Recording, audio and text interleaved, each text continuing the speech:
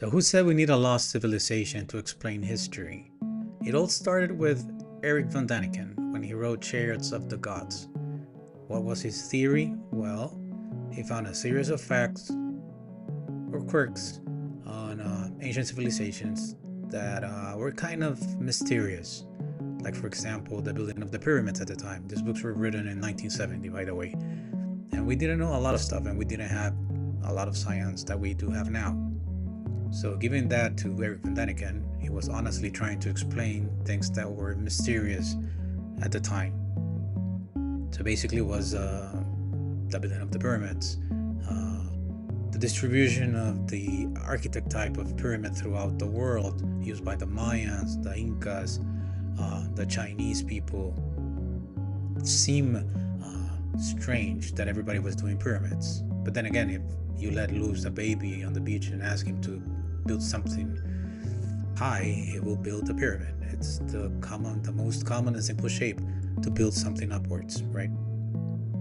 But nevertheless, the quirk existed, and so he used it.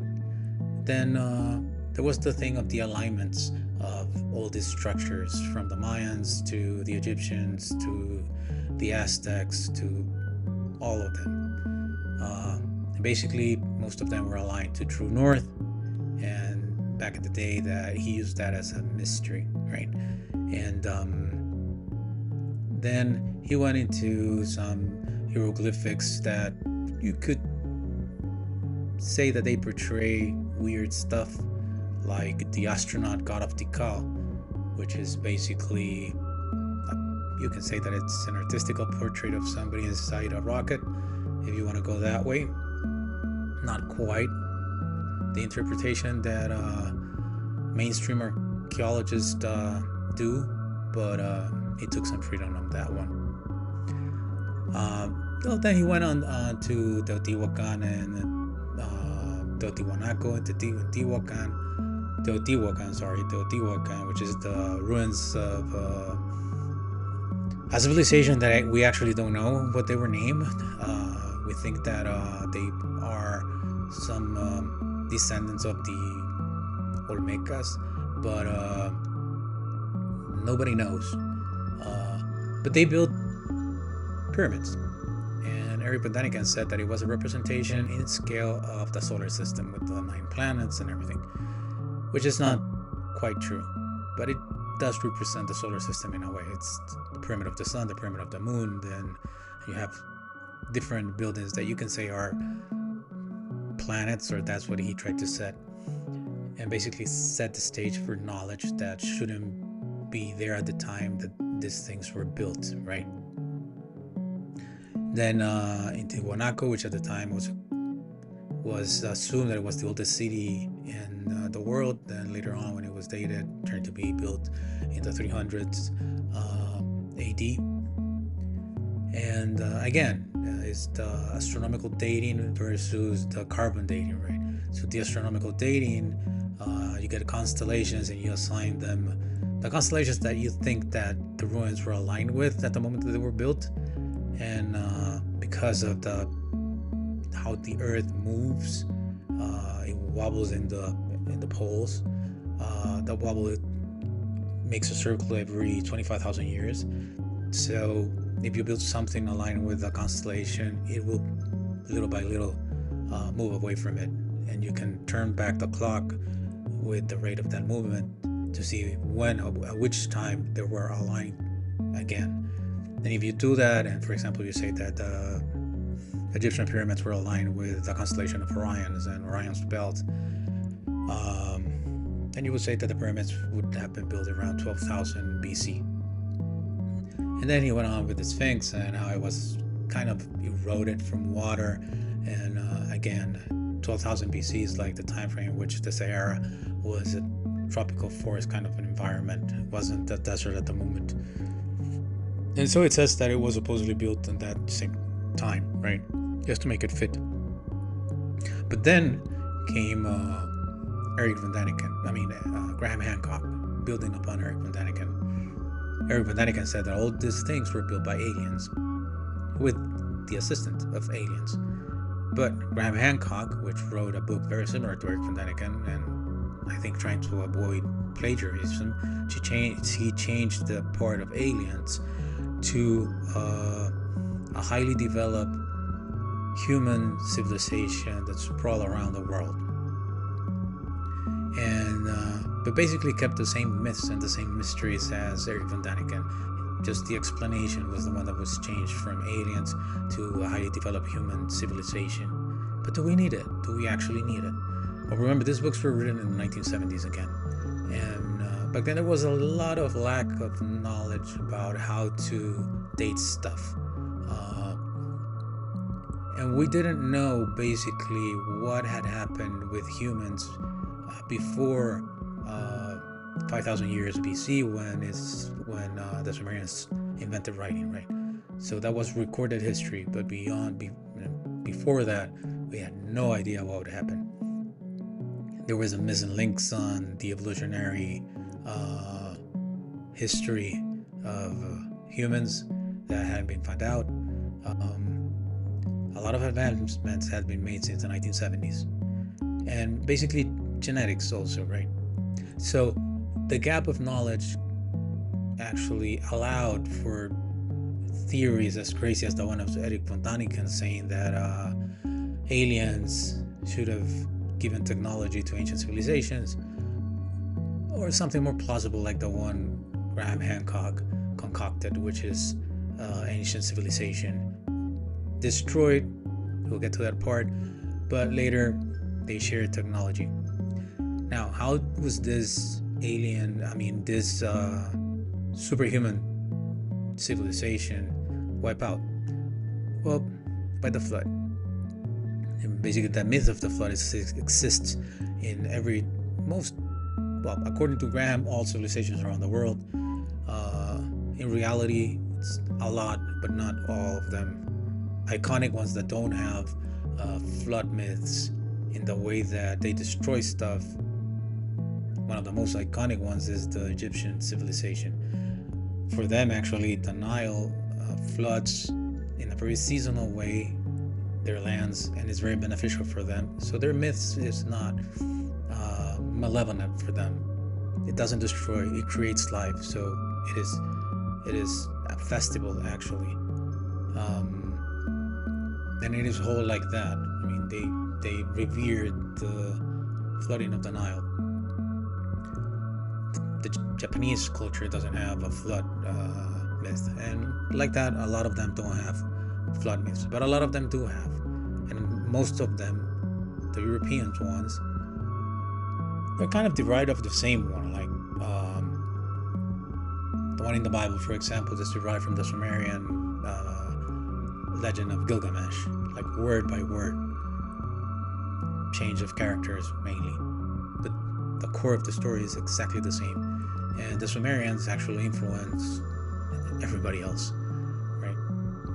So of course everybody there has this, more or less the same myth, right? But at the time, I mean, the lack of real scientific methods to prove or disprove something like that were lacking.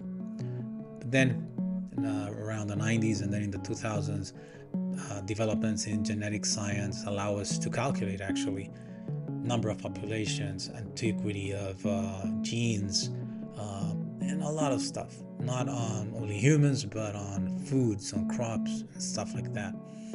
And archaeology is a hard science, just like genetics, and it has to conform to the findings of other science: geology, genetics, biology, astronomy. And the developments in genetics actually complemented very well what archaeologists already knew, which is that there is a lack of evidence for any technological advanced civilization in the way that is described by Graham Hancock. So if you accept that all these buildings like the pyramids and the pyramids of the Mayans and the highways of the Mayans and the Sphinx and the lines of Nazca, and if you allow to believe that all these things were created by just very creative humans from the Stone Age. Then there's no mystery because everything like falls into its place, right? And then comes genetics, and genetics says, you know what, that's correct, because we can actually measure when crops were domesticated, when corn went from wild corn to domesticated corn, and the same for every other single crop. And it turns out that happened between 11,000 years ago. Some were like 12,000 to 11,000 years. The process started, and it ended up like 7,000 years afterwards. 3,000 years afterwards, in the 7,000 year mark. And that's more or less the time where civilizations, civilizations in the sense of the Sumerians and the Egyptians, start emerging, right? And we go from hunter-gatherers to farming civilizations, like true civilization, writings, and these huge cities and stuff like that. Then the missing link was gobekli tepe, because there was the lack of a transition missing in the archaeological record. But gobekli tepe is that actually, and it's a transitional city, and it's where you can find a civilization that it's hunter-gathering, but it's also a herder civilization. And so they have established cities, and they have established their cities alongside wild crops that are flourishing like naturally in the environment. But they are wild crops. They're crop fields, wild crop fields. And it's like the beginning of the domestication of crop fields that you can see in Gobekli Tepe, and that's the true importance of that site, right? Because it's that transition in which humans gather in enough numbers to make that transition to farming, and they are able to do it because they are herding, and they start building cities and megaliths and stuff like that. And the great question that it answered is that there was a rift in between two options, basically, where the humans came together because of religion, and then agriculture came to be, or they gathered because they discovered agriculture, and so that allowed them to gather, right? At the end, Gobekli Tepe kind of settled that question into humanity gather because of herding and religion, and that gave site to farming, basically. So do we need a lost civilization to explain all this? We actually don't. We can predict by studying the environment pretty accurate if such a civilization existed in the past. We don't see any sign of that. So we don't need that civilization. And then if that civilization existed, then a lot of things would not be true that are true right now. For example, we know how many people existed up to 200,000 years, 300,000, 800, like a million years in the past. We know that around 900,000 years in the past, humans almost went extinct. We weren't humans. It was Homo erectus, one of our ancestors. Civilization dwindled to about 15,000 individuals. 1,500 individuals, sorry. 1,500 individuals. We almost went extinct. And then from 100,000 individuals to 1,500 individuals, that bottleneck population lasted for about 200,000 years, from 900,000 to about 700,000. And then the population started recovering back to about 20,000 individuals, in between 20,000 and 25,000 individuals. And it stayed stable at that number for the next 700,000 years. In fact, it didn't start growing until we became Homo sapiens. And then Homo sapiens, 50,000 years back in the past, started migrating from Africa towards Europe. And that's where there is a civilization growth. Actually, it was believed that there was another bottleneck 50,000 years in the past, because the genetic diversity of the populations in Europe is very, very low. But what happened is that the amount of people that migrated from Africa to Europe was about in the range of 2,000 individuals. And those 2,000 individuals, everybody that's not from Africa comes from them.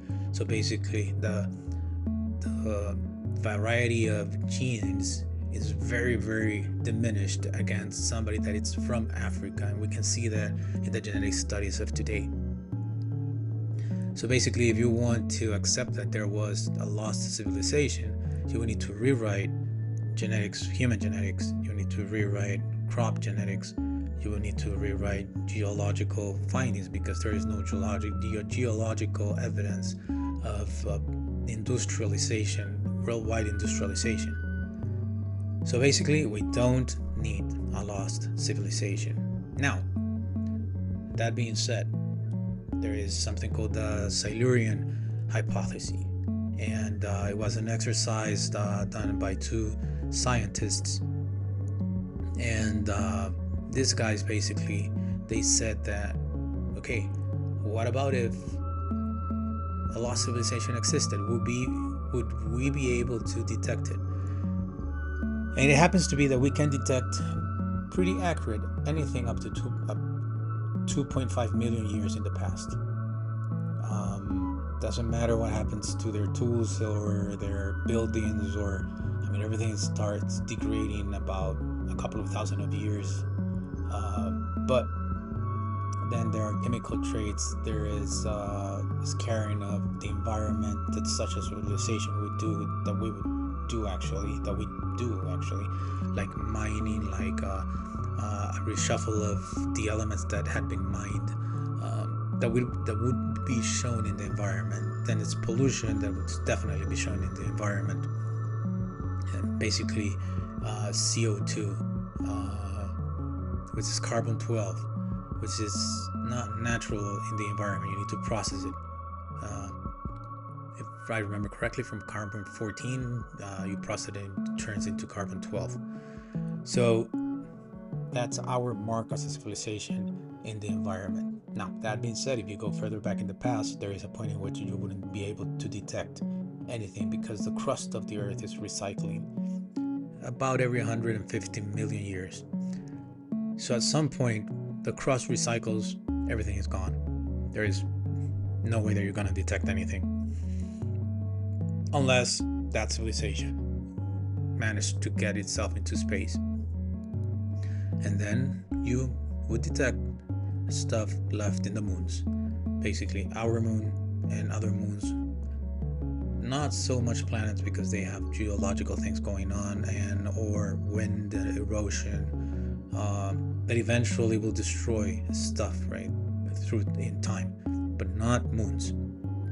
They're airless. Whatever we live in the moon, it will stay there basically forever. And oddly enough, in Phobos, there is a monolith that could be the remnants of a very ancient, technologically advanced civilization. That is the only proof of something like that in the whole solar system that we have ever seen. So there is hope, but not like Graham Hancock's belief. Remember to subscribe and like this video. It helps a lot the channel. It doesn't cost a thing, and we truly appreciate it. And thank you for listening to us. The Buku Files!